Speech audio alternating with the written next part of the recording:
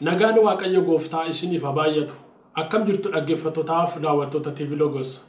Kun tajaajila wangeelaa TV Logosiin qophaa'ee torbanitti al tokko jimaata galgala sa'aatii 2 akka sa'aatii Finfinneetti yookaan sa'aatii 19 akka sa'aatii Oslootti kan tamsa'u tajaajila wangeelaati. Yeroo garaagaraatti sagalee Waaqayyoo mata duree adda addaa irratti qabxii gaggabaabaa kaafnee Waaqayyoonis kadhataa akka turre ni yaadattu. Tajaajilli wangeelaa televizyinii Logos dilbata ganama sa'aatii 9tti tamsa'aa kan ture amma garuu jimaata sa'aatii 2 akka sa'aatii Finfinnee yookaan sa'aatii 19 sa'aatii Oslootti jijjiiramuusaa hin dagatina. Kanaaf yeroo hundumaa fuula Facebookii TV Logosii fi akkasumas YouTube channelii TV Logos irraa sagalee Waaqayyoo sa'aatii 24 sa'aatii barbaadan hundumaatti daawwachuu dandeessu. Akkasumas fuula channelii TV Logos subscribe gochuu hin dagatina. Humna guddaa baatti deemta Yesuus aangodina dhooftee cabsita barfattee tukaata suuta jetta garuu ati hundumaa dursita miillannaal tokkittiin addunyaa to'atta ulfina keef dachee torgufama haala kamiinuu ati madaalamtu uumamni hunduu sumaaf bitama miillannaal tokkittiin addunyaa to'atta ulfina keef dachee torgufama haala kamiinuu ati madaalamtu uumamni hunduu sumaaf bitama.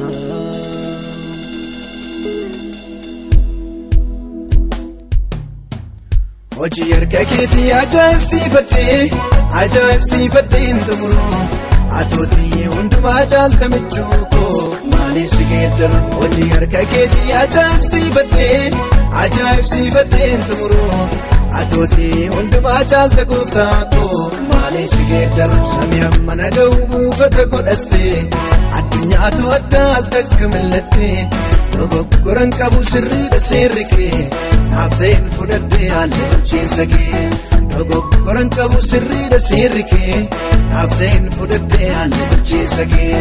Hojii harka keetii ajaa'ibsiifadhee hin xumuru atootii hundumaa caalta michuu koo maaliif si geeddaru. Hojii harka keetii ajaa'ibsiifadhee hin xumuru atootii hundumaa caalta gooftaa koo maaliif si geeddaru. Samii amma naga'u buufata godhattee addunyaa to'atta al takka mallattee dogoggoran qabu sirriidha seerri kee naaf ta'een fudhadhee haalli bulchiinsa kee. Dogoggoran qabu sirriidha seerri kee naaf ta'een fudhadhee haalli bulchiinsa kee.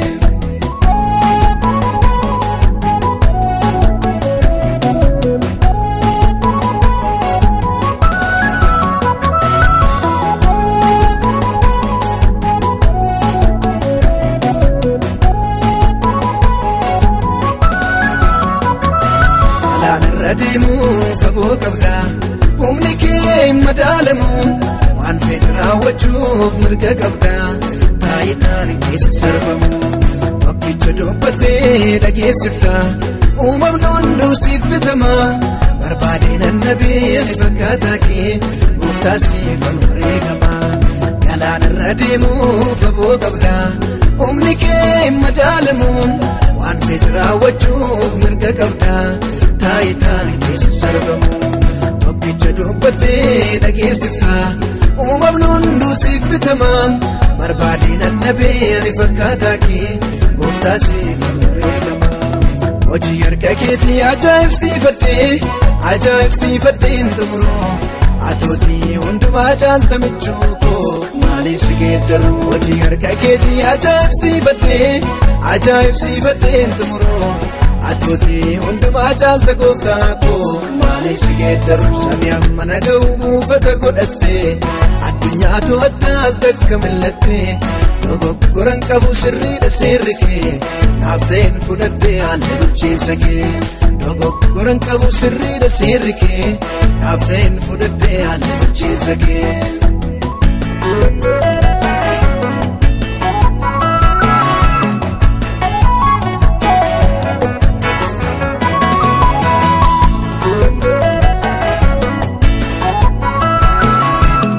har'a sagalee waaqayyoo mata duree guyyaan misraachoo itti himan har'a mata duree jedhu qabadhee dhiyaadheen jira. Kanaaf hamma dhumaatti obsaan na caqasaa.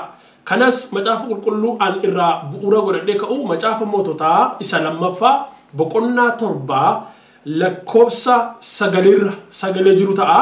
Nan dubbisa maqaa gooftaa Yesuusiin akkana jedha. Kana booddee walii isaaniitiin guyyichi guyyaa itti misraachoo himan waan ta'eef nuyi har'a calluma jechuun keenya waan gaarii hin hojjenne hamma lafti bari'utti yoo turre adamni nu argata. Kanaaf kottaa ammuma gara mana mootummaa dhaqnee hin himnaa jedhaniidha. Akkuma sagalee kanarra dhageessan har'i guyyaa itti misraachoo himan waan ta'eef misraachoo kana himuu dhiifnee calluma jechuu keenyaan nuyi har'a yakka hojjetaa jirra. Kanaanis yoo calluma jennee halkan kana dabarsine guyyaan kun darbe waaqayyo sunutti gadda waan gaarii gochuu keenya miti. Kanaaf kottaadhannee misraachoo kana moona mootummaatti himna.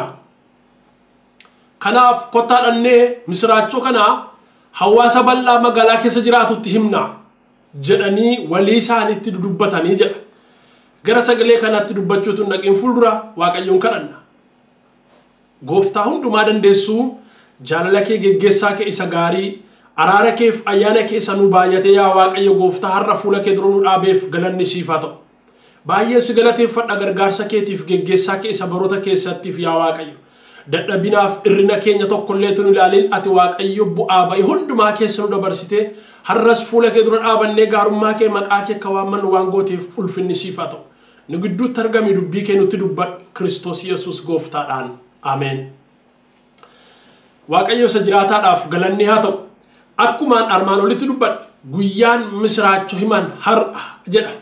Egaa sagalee amma dubbise kana yoo seenaasaa gadi fageessee dubbachuutti darbe kutaa kana boqonnaa kana seera macaafa moototaa isa lammaffaa boqonnaa 7 guutummaa isaa yoo dubbifattan malee sagaleen iddoo amma dubbadhe irratti jecha gabaabaadhaan jedhamtee jirtu sun qofti namaa galuu dhiisu mala.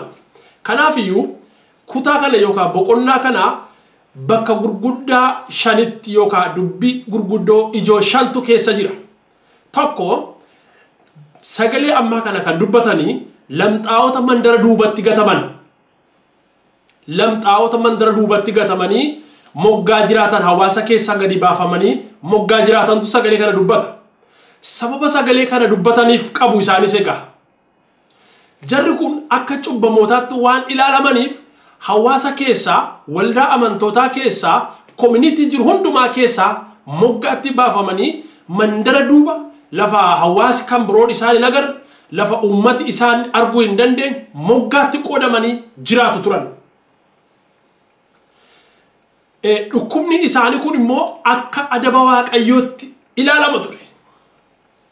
Kanaafiyyuu hawaasatti makamanii jiraachuun ummata keessa mana keessa namoota wajjin jiraachuun isaaniif dhorkaadha. Hawaasa keessa baafamanii qobaatti jireenya ofii isaanii jiraatu jarri kun. Jarri kun waan godhan ofii hin beekani gatii malamxiin isaan irra jiruuf moggaatti baafamu. Inni lammaffaan kutaa kana irratti wanti maqaa dhaamee jiru Sooriyaatu dhufee Israa'eliin marse. Yeroo sanatti immoo Israa'el keessaan beela guddaadhaan marfamtee jirti. Namni waan nyaatu dhabee hamma udaan gugee fi mangaagaa harree lafee harree bakkee keessa faffacee harree kanaan dura waggoota dheeraa dura dudu'an lafee isaanii nyaatan ga'e. Namni waan nyaatu dhabee bara itti ilmoo isaa of jalatti nyaate ture barri sun. Bara beelaa guddaa.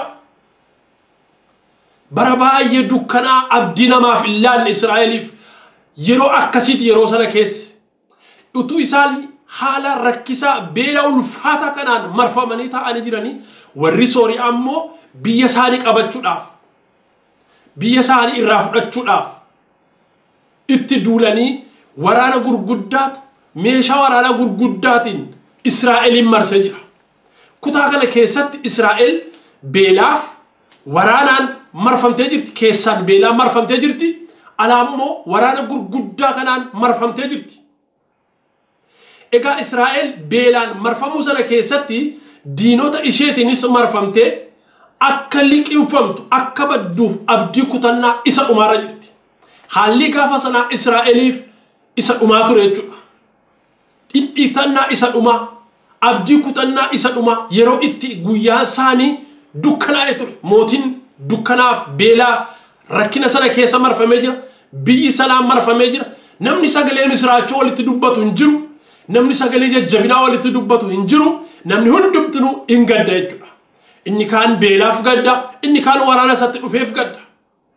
Kana gidduutti namni Waaqayyo tokko Elsaayi kan jedhamu ka'ee raajii dubbata akkana jedha. Beelli har'a Israa'elitti dhufe kun bor yoona kana raawwatee biyya kana keessaa hin dhabamaa. Wanti hundumtuu irraa hafaa taa'e. Beela kana inni irraanfattu. Waaqayyo beelaaf isin gidduu galeera. Waaqayyo rakkina isin amma ittiin marfamtaniif isin gidduu seeneera. Kanaaf beelli kun bor hin dhabamaa, ija keessan hin deebitanii argitanii boruma ta'a kun immoo jedhee sagalee jajjabinaa raajii Waaqayyo isaaf kenne saba kanatti dubbata. Kanaaf iyyuu akkana jedhee ajajaan loltuu tokko ka'e maali yaa nama Waaqayyo maaliif dogoggorta? Maaliif kufaatii amma kana ga'u ija sabaa duratti gufatta?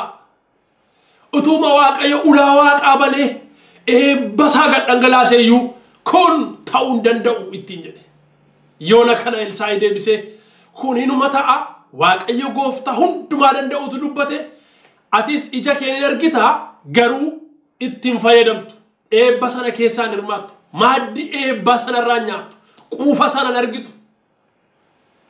Ija kee hin argitaa quufa sana hin nyaattu. Garuu hinuma ta'a jedhetti dubbata. Yoona kana Waaqayyo borumtaan dhufuudhaaf gaafa ga'u har'aa galgala kanatti Waaqayyo namoota lamxii qaban kana mandara duuba lafa isaan itti moggeeffamanii moggaatti dhiibamanii ta'anii akka isaan ka'aniif Waaqayyo isaan kakaasa. Namoonni lamxii kanaan rukutamanii ta'an akkana jedhan yoo addana jiraanne beelaan duuna. Silaa mandaratti ol gallee hawaasa keessa jiraanne waan hawaasi sun argatu argachuudhaaf hawaasichi yoomaan qabu. Nu immoo hawaasa kanatti ol galuufis nuun hiyyamamu. Yoo iddoo kana teenyes hin duuna. Kanaaf kaanee waraana nu fuullee buufatee jiru warra Sooriyaa kanaa itti adeemna. Yoo garaa laafanii nu simatanii nyaata isaanii nuu kennaniif hin jiraanna. Yoo immoo diinummaa isaanii dhufaniif kana mirkaneessuu hojiirra oolchuu jalqabanii nu ajjeesan immoo hin duuna. Kanaaf iddoo kana teenyee beelaan duurraa itti adeemnee carraa lama qabna. Yookaan waraanaan duuna yookaan immoo lubbuu keenyatu oola. Kanaaf iyyuu iddoo kanan teenyu itti gugannaa jedhan.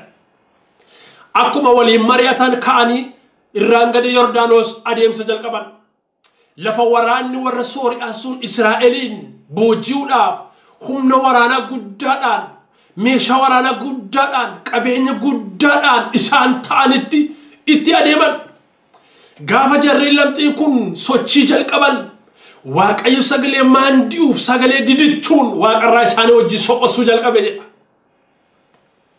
Yoona kana warri Sooriyaa of fuulleetti jarreen lamxaata kana arganii argituu jedhan. Sagalee fardeenii, sagalee kokottee waraanaa, sagalee kottee fardeenii, sagalee didichuu meeshaa waraanaa. Ilaa kun hundumtinuu Israa'el ofii isheetti humnaan qabdu.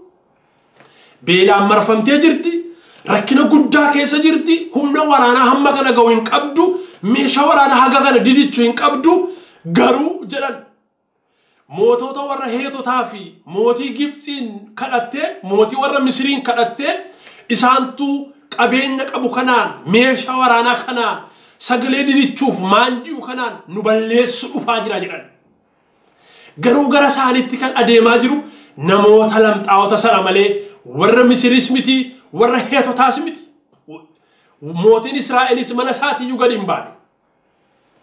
waaqayyo sagalee didichuu dhageessise waaqarraa kottee fardeen didichuu sagalee meeshaa didichuu sagalee laphee namaa raasu onnee namaa baqsu afuurri namaa dhaabachuu hin dandeenye hin dhageessise waaqayyo gurra isaanii irratti yoona kana warri Sooriyaa sun fardeen isaanii gaala isaanii midhaan isaanii waraana isaanii waan qaban hundumaa gatanii yakotte na baasedha fiigicha jalqaban baqa jalqaban yeroo namoonni lamxiin kun naqanii mooraa isaan turan daannoo isaan qopheeffatan kaampii isaan durkee turan gaafa isaan naqanii ol seenan namni tokko illee iddoo sana jiru qabeenya cuufte achi jira meeshaa waraanaa achi jira wanti nyaatamu achi jira gaalli isaanii akka hidhamteetti jira fardeen isaanii akka hidhamteetti jira meeshaa waraanaa isaanii achuma tuulamee jira warri Sooriyaaf namni lubbuu qabu garuu iddoo sanatti nafu yoona kana jarreen kun waan argatan sana fudhatanii nyaatanii waan ka'atan hundumaa ka'atanii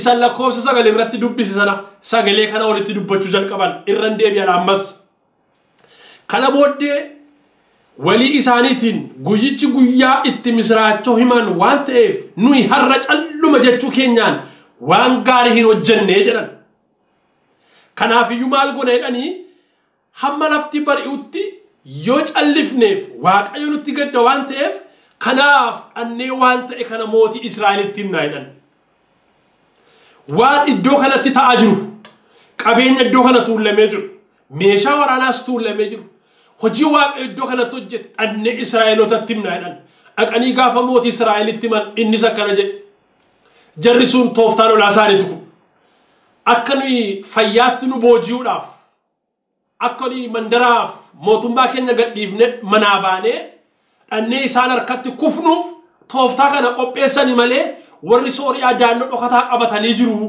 jedheetii mootiin sun sodaatee yaada kana kenna yoona kana namni tokko kana jedhe yoo daannoo keessa jiraatanis yoo hin jiran ta'es nama biraa itti erginee karaa biraa annee ilaalchifna jedhanii akkuma godhan namoota qaruxee namoota abshaala humna tikaa isaanii hundumaa of keessaa filanii itti bobbaasan gaafa jarreen kun dhaqan isaan immoo lafa buufata waraana isaanii daannoo isaan kee turan bira darbaniiyyuu daandii isaan irraa adeeman cufaa gaafa isaan adeeman isaanoo uffata isaaniiyyuu gaggataa kophee isaanii gaggataa namni uffata isaa ofirraa baasee gataa kophee isaa gaggataa harka duwwaa fiigee akka ba'e arganii dhufanii Israa'elootatti himan yoona kana mootummaan Israa'eloonnis gadi yaa'anii dhaqanii meeshaa waraanaa isaanii nyaata isaan achitti gatan gaala isaan dhiisanii ba'an fardeen isaan dhiisanii ba'an waan hundumaa guurratan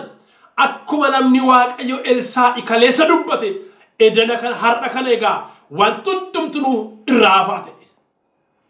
irraa hafaate yoona kana Israa'eloonni waan ta'e kana hundumaa ilaaluudhaaf fudhachuudhaaf hiriiraan namni irratti wal cabsuu jalqabe ajajaan waraanaa kaleessa Elsaa'iidhaan yoo waaqayyo ulaawaa qabaleeyyuu kun hin ta'u raawwatee jedhe sun utuunni namoota gargar dhoowwu namni irra yaa'ee miilla isaatiin ajjeese akkuma namni waaqayyo kaleessa dubbate wanti sun hin ta'e inni garuu keessaan hirmaatin lubbuun isa dabarte waaqayyo egaa kutaa kana keessatti dadhaboota humna hin qabne sanaan warra lamxaa'ota moggaatti dhiibamanii mandara duuba jiraatan sanaan waaqayyo hojii gurguddaa akkasii hojjete waaqayyo baroota keessatti dadhabootaan hojjeta wanta dubbachuu barbaadu harri guyyaa misraachooti harri guyyaa gammachuuti harri guyyaa itti waaqayyo waan dinqisiisaa siif godhudha kanaaf gadda keessa jirtu keessaa ol ka'i kanaaf abdii kutannaa keessa jirtu keessaa ol ka'i kanaaf yaaddoof dukkanatti marfamte keessaa ol ka'i beelli si marse kun waraanni si marse kun dhumarratti harka keetti kufuuf deema waaqayyo si isa nama dhabaadhaan hojii hojjetaarra waaqayyo si ishee dadhabduudhaan hojii hojjeta waaqayyo humni waraana kamiyyuu san daangessu waaqayyo qabeenya sana akka isaan dhaqanii Israa'eliif kennanii ofii isaaniitti harka duwwaa keessaa ba'an godhe waaqayyo warra Sooriyaa har'as waaqayyo diinota kee meeshaa isaaniitti si balleessu dhufan tooftaa isaaniitti si balleessu dhufan qabeenya isaaniitti si balleessuuf deeman meeshaa waraanaa isaaniitti si balleessuuf deeman dandeettiif tooftaa jajjaba isaaniitti si balleessuuf deeman wajjin waaqayyo harka keetti kennuuf jira lolaan waaqayyoodha waaqayyo siif lola ija keen argita dhaabatte يرودي نونيكي كنا تان كنمو سيتو لولا تاميتي واقعي تسيف لولا أوكتا لولا واقعي أوكتا سيف لولا واقعي سجلي سنا ور سورياف لولتو تساني مالي ور لام تاون سونيسن أجين إسرائيل نيس هن أجين هرسواك أيو مندر دينو تاكين يكيسا غول دينو تاكين يكيسا دانو إسان كيسا جران كيسا بكساريب أني تاني تواك أيو سجلي إسان نيات سجلي عبدي إسان كتو سجلي لبئساني أنغلاسو سجلي أونيساني باكسو سجلي عبدي إسان كتاتشيسو سجلي أوف بود إسان دبسو سجلي أكسان فولا كيدورا هن آبان نيف إسان راسو لبئساني أرقف واك أيو إرتر غاجرا أتيغارو دغان جرتو أتيغارو ورغان جرتو واك أيو هجي رجرا غرو واي كيف واك أيو غرو لولا رجرا واي كيف واك أيو غرو تركام فولا تاجرا واي كيف سجلين كان فكاتو غدو من دردينو تا كيساتي أبجودان أبجو تاميرا وانتي باينا مدبو يوني أمانو ندمن اللي أكواك أيو دانو ساني كيساليت إلو لاجرو أفان ساني رأغاوف جرتا لوليتشا أتي سجلي سانا ناجيسواتي سجلي سانا إنجي يون ناجين ورسولي أكو فات ناجا سجلي لمي برايد ناجين يواك أيو غورا ساني راتي دي تيسي سجلي لمي برايد ناجين يواك أيو أوني ساني كيساتي دبي سانا ركوتو جلقا بيواك لب إنسانين سربهن نان هنولتان أكسما أوديفنو أغاين تاني رافمان ورا مصر تنو تدولي ورا هيتو تانو تدولي إسرائيل أوفيشيتي يو بيلا مرفم تجرتي أوفيشيتي يو ركنا قدا كيسا جرتي هم نتي نتدول تنقبدو وراني قدان كون ميشا قدان كون فردين ججمون كون ساقلينو تنأجين كنون تمدنو عن إسرائيل متي نوي بينهم إسرائيل نوي بين كيس إسرائيل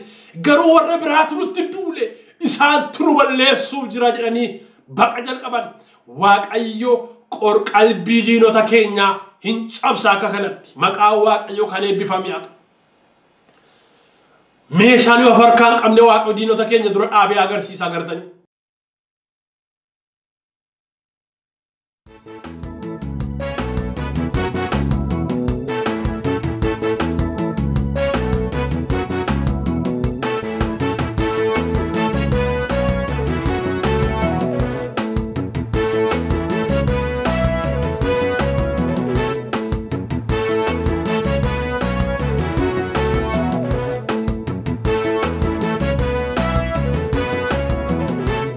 Sarandina kendi gahaman Iyini darbatu simidum Lafen kenaye marafaman Wakayo malu dadabaman Masarandina kendi gahaman Iyini darbatu simidum Lafen kenaye marafaman Wakayo malu dadabaman Lolechi wakayochi lolechi wakayochi Lolechi wakayochi oichiso wakayochi Lolechi wakayochi lolechi wakayochi Lolechi wakayochi oichiso wakayochi Sodachi ini loli Gamno mi male Sodachi ini loli Gamno mi male Sodachi ini loli Gamno mi amale Sodachi ini loli Gamno mi male Sodachi ini loli Gamno mi male Sodachi ini loli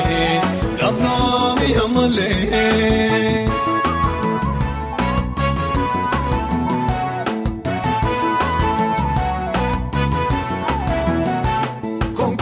Fardeni lante garan kena hini sodate Gittin shiba shagarbuma shibu ke ejira yemunda Konkolata fardeni lante garan kena hini sodate Gittin shiba shagarbuma shibu ke ejira yemunda Lolechi kawakayochi lolechi kawakayochi Lolechi kawakayochi oichiso kawakayochi Lolechi kawakayochi lolechi kawakayochi Lolechi kawakayochi oichiso kawakayochi Sodachi ini lole Gamno mi male sodaatini loli gamno mi male sodaatini loli gamno mi hamale sodaatini loli gamno mi male sodaatini loli gamno mi male sodaatini loli gamno mi hamale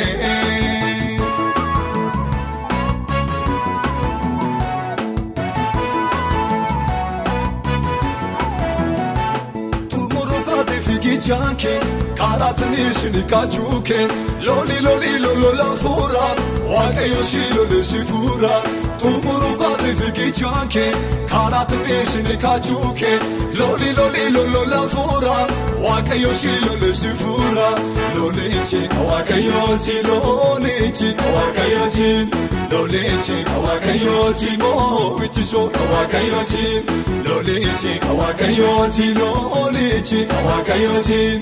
Lolichi kawakayochi mo vichisho kawakayochi sodaatini loli gamno mi male sodaatini loli gamno mi male sodaatini loli gamno mi hamale sodaatini loli gamno mi male sodaatini loli